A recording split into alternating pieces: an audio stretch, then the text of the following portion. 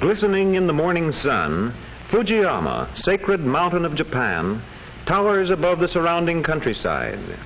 Along narrow paths through terraced rice fields nearby, children from the farming districts proceed on their way to school. With books and lunches packed in neat carrying cases, they pass through ripening tea fields where pickers are already at work.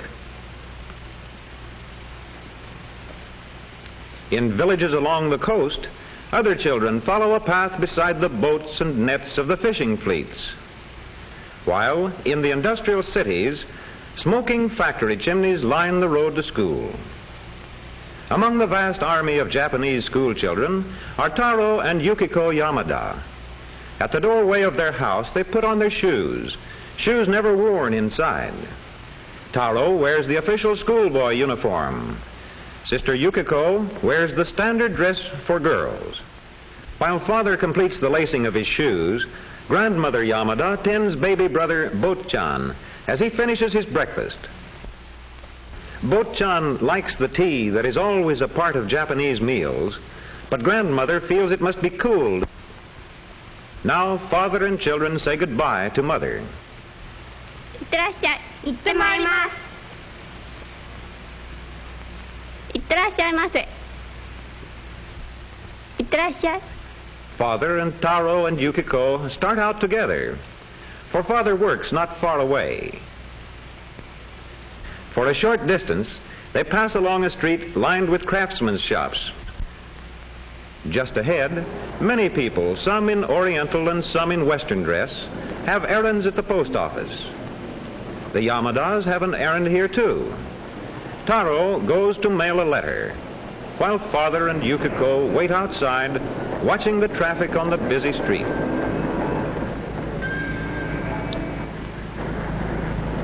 Presently, as Taro rejoins them, they move on, and soon they arrive at a railway station where father is the official in charge.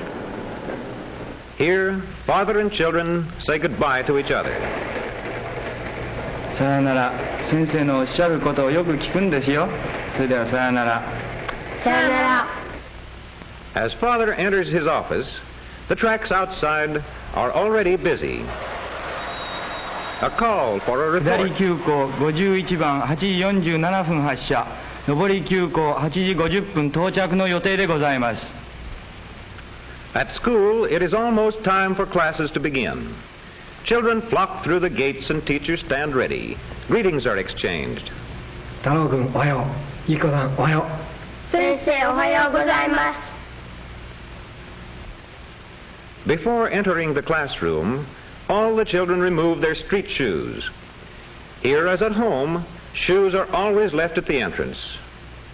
Inside the classroom, the children take their places and prepare for work. Meanwhile, in cupboards near the door, each pair of shoes is also in its proper place. And now a reading lesson. しかし出代わりに大勢の人がどやどやと入ってきました。席はみんな塞がった上に立って。ゆきこさん。明日からはもっと早く来ようと思った。朝ごはんが済んでから少し勉強をした。休み中は毎朝涼しいうちに勉強するつもりだ。8月2日木曜晴れ。 Later in the morning, at the Yamada home, the maid buys tofu from a street vendor. Tofu, or bean curd, comes from soybeans and is tasty in soups. In the main living room of the Yamada home, mother attends to one of the most important of Japanese household tasks, skillful flower arrangement, an art highly honored in Japan. Grandmother is occupied with needlework on a new kimono, while Botchan plays with his toys. Mother just finishes placing flowers before the family's ancestral shrine, when suddenly, in the distance, the whistle of the Tokyo Express. Once more, father will be able to report that the train is on time, for the express is almost always exactly on schedule. During the brief pause in the station, the engineer oils his locomotive. And presently father is again at his desk, preparing a record of train movements. He writes the Japanese characters easily and quickly, but in Taro's and Yukiko's class in school, the children are just learning how to write. It is not easy when you are only beginning. Yukiko writes slowly and carefully. Taro, too, is still very cautious, but he handles the brush well as he completes the last character of the name for Japan. From top to bottom it reads, Dai Ni Pon, meaning Great Sun's Origin, or as we say, Japan. Later, Taro wields a bat with even greater skill in the American game of baseball. Nearby, older boys practice fencing as a part of their physical training.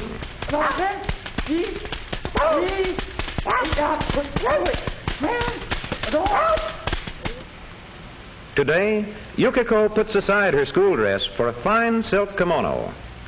She and Brother Taro are going to a festival. This is an excursion in which the entire family joins. All look forward to seeing the cherry blossoms, and there will be many other attractions for young and old. Even as the Yamadas are leaving home for the day's outing, other families are already assembling at the scene of the festival. Cherry blossoms are everywhere, framing bridges, and here a castle of old Japan. Among the places visited by many of those who have gathered for the festival is a small shrine, one of thousands of such religious structures to be found in Japan. On their arrival, the Yamadas stop to worship. First, Taro pulls the bell cord, then offerings are tossed into a box by all members of the family. They do not enter the shrine interior, but remain at the entrance. Clapping their hands as a sign of their presence, they bow in reverent silence before leaving.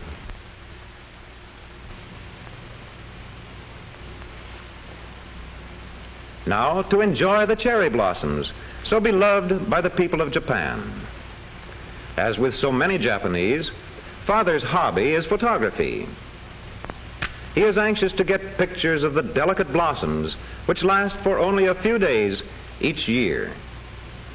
Another popular feature of the festival is a storyteller.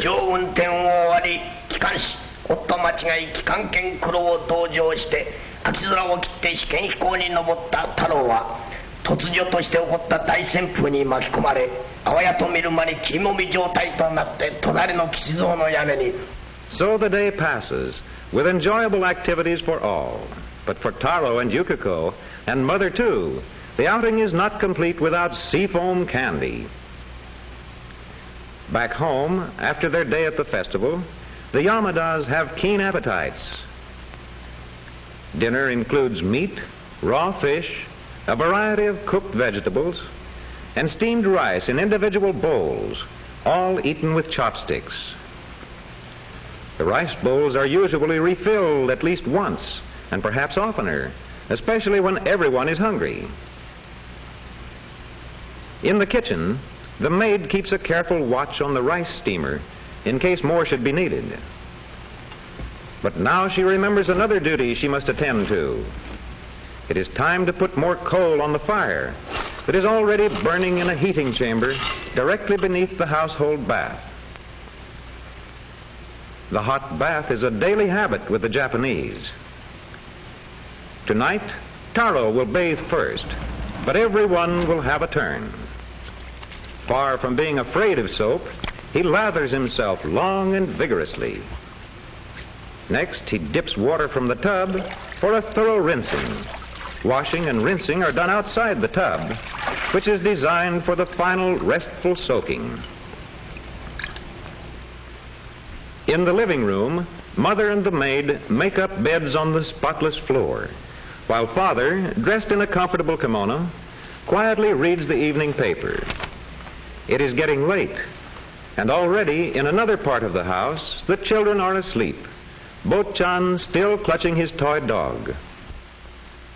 Taro, perhaps reliving the day at the festival, Yukiko resting before tomorrow's return to school. The Yamada home and garden lose their outlines in the darkness of night, while distant Fujiyama looms majestic against the sky.